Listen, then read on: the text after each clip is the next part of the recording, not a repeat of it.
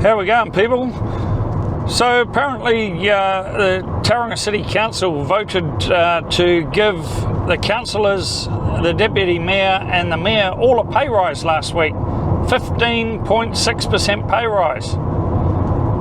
But not only that, they also voted to install $4,500 home security systems in each one of their houses, plus a $1,000 yearly monitoring fee. What is going on? How do they figure a 15.6% pay rise in this climate is justified? You've got teachers and nurses struggling to get any form of pay rise at all, and you've got these guys in there thinking that 15.6% is a good pay rise because they're doing such a good job. So the mayor is now on $193,000. The deputy mayor is now on $178,000, and the councillors are all on $161,000 for what is considered to be a part-time job. Part-time, they're expected to work 3 to 4 days a week. Most of them have got second jobs. It's a part-time job. It's classed as a part-time job. And one would argue they're not doing a very good job at all. Tauranga City Council is one of the most indebted councils in Australasia. Our debt to income ratio is 328%. So and our council, Tauranga City Council, has just voted to lift that ratio. They can go up to 350% because they're pretty much tapped out.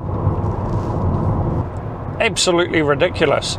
And then you've got Councillor Glenn Crowther, who I would argue is possibly one of the only councillors that seems to be working for ratepayers and in the interest of ratepayers, proposed a motion that council should prioritise affordability in its planning going forward. So for the 2027-2037 10-year council plan, council should prioritise affordability. And no, of course, that got voted down, and we can't have that. That got voted down 5-4. So the council was not interested in ratepayer affordability. Okay, just so that you know, that got voted down by the mayor, Mahi Drysdale, the deputy mayor, and of course the councillors Martin Rosenboom, Kevin Schuler and Rod Taylor. So the 5 of them not interested in ratepayer affordability. We'll just charge on, spend, baby. And we're building that Civic precinct down in the middle of town there. The new museum, library and art gallery, Civic precinct they call it. Well, they actually call it Te Mana Wataki o Te Papa, because you couldn't possibly call it Tauranga City's Museum and Library. No, that'd be far too sensible. No, we need to call it Te Mana Wataki o Te Papa. And of course that just rolls off the tongue of all the councillors. They're putting their hopes on that. That's going to be the thing that saves Tauranga City. That's going to bring people, when they get off the cruise ships, never mind that the cruise ships are dwindling as well, but that's going to bring people off the cruise ships apparently. They're going to get the opportunity when they're on the cruise ship. They're going to say, we're coming into Mount Maunganui, and what would you like to do? Would you like to go to Rotorua to see, obviously, the mud pools and the Maori culture that's on over there?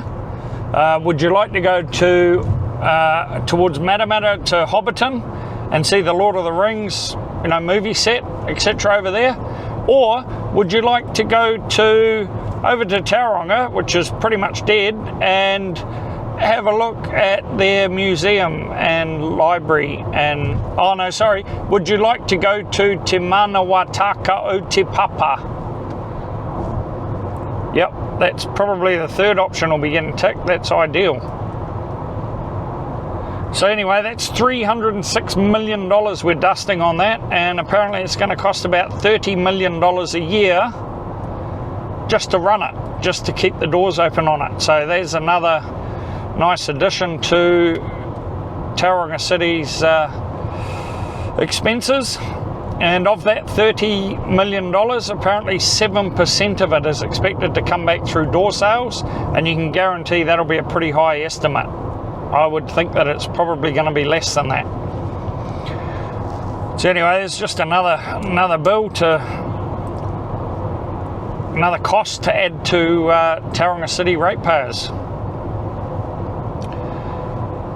And all of this seems to be going on under Chief Executive Marty Greenfell, who has been there since 2018,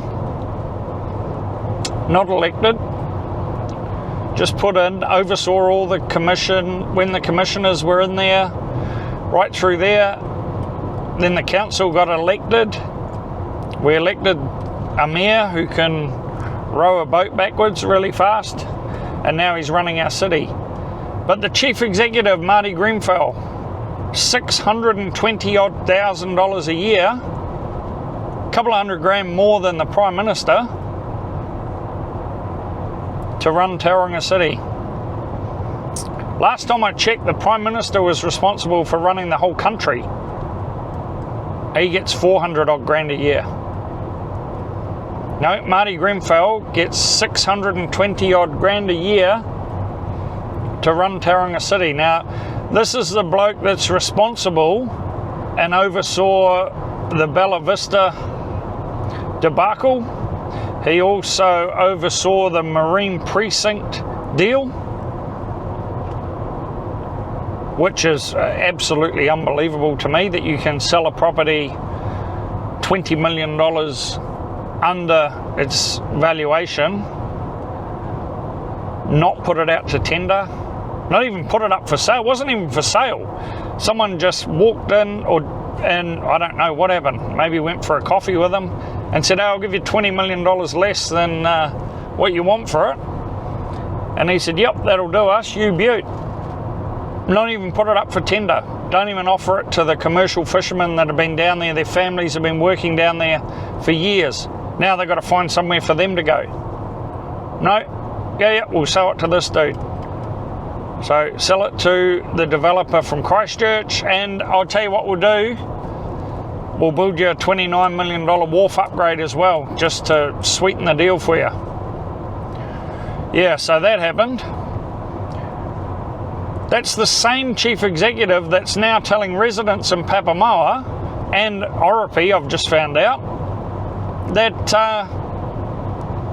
oh, sorry, we know your roads need resealing and you got some potholes and that. Some of the early subdivisions that are going back 30 years in Papamoa, yeah, we know you need to get your roads resealed.